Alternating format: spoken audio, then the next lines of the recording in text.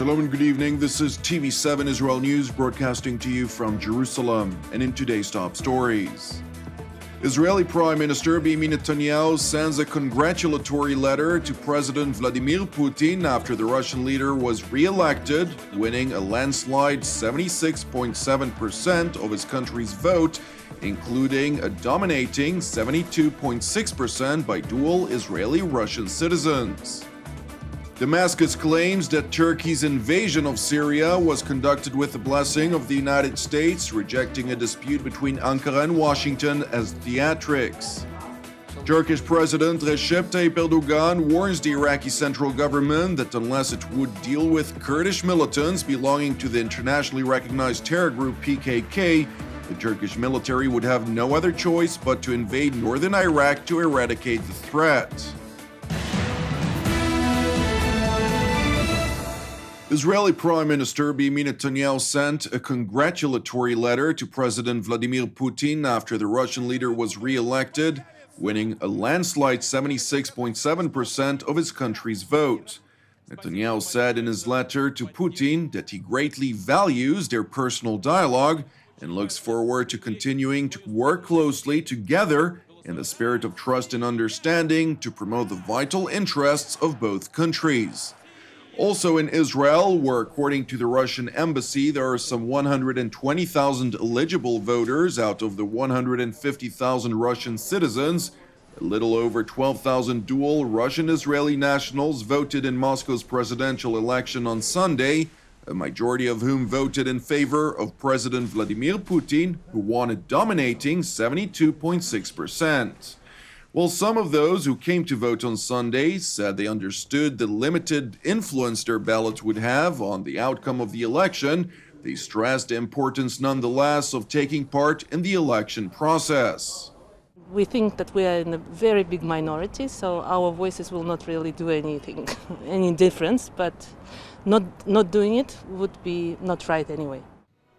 Putin's victory will extend his term by another 6 years and will total his time in office to nearly a quarter of a century.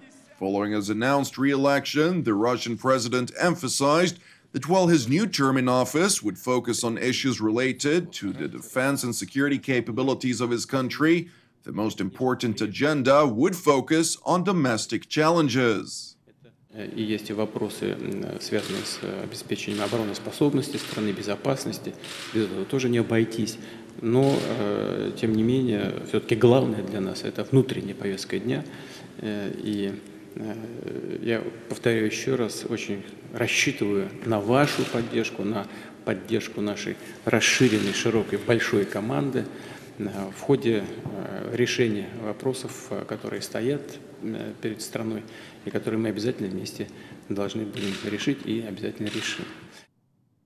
Now, with regard to the conflict in Syria, Moscow blocked a UN Security Council meeting that sought to discuss the human rights situation in the war-torn country. Russia, backed by China, Bolivia, and Kazakhstan, said there was no justification for the meeting, which was expected to include a briefing from the United Nations High Commissioner for Human Rights, Zeid Ra'ad al-Hussein, a strong critic of both Moscow and Damascus on the latest developments in the rebel-held enclave of eastern Ghouta. Мы не видим оснований для данного мероприятия, поскольку права человека не являются предметом повестки дня Совета Безопасности. Для этого в Женеве работает Совет по правам человека. Одно лишь присутствие господина Раада аль-Хусейна в Нью-Йорке не является убедительной причиной для того, чтобы он выступал с брифингом в Совете Безопасности.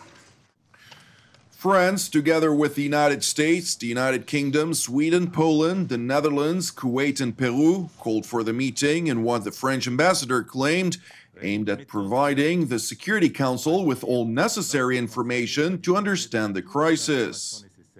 Si la France et 6 autres membres de ce Conseil ont demandé à tenir ce briefing, c'est pour des raisons de méthode et de fond. Raison de méthode tout d'abord. Pour agir, notre Conseil doit disposer de toutes les informations nécessaires à la compréhension des crises qu'il examine, y compris celles relatives aux droits de l'homme.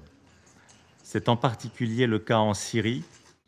Following the Security Council session, the Syrian ambassador to the United Nations said the enemies of Damascus have failed miserably in the face of Russia and China, which he referred to as the voice of reason and wisdom.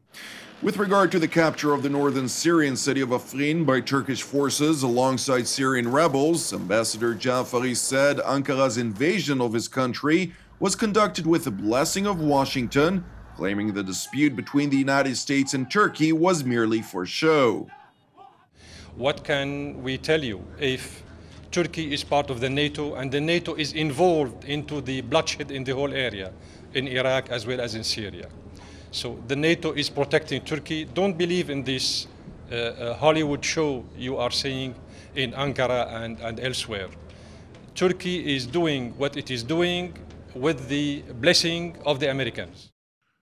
The comments by the Syrian UN Ambassador came after Turkish President Recep Tayyip Erdogan announced Ankara's operation in Syria is far from complete, as the Turkish military, together with its local allies, will continue battling the Kurdish militias further east. Dün Afrin şehir merkezine bu kontrol altına alarak Zeytin Dalı Harekatı'nın en önemli aşamasını geride bıraktık. Ardından şimdi Münbiç, Ayn el Arab, Tel Abyad, Resulayn, Kamışlı şeklinde bu koridoru tümüyle ortadan kaldırana kadar bu süreci devam ettireceğiz. President Erdogan also warned the Iraqi central government that unless it would deal with Kurdish militants belonging to the internationally recognized terror group PKK, the Turkish military would have no other choice but to invade northern Iraq to eradicate the threat.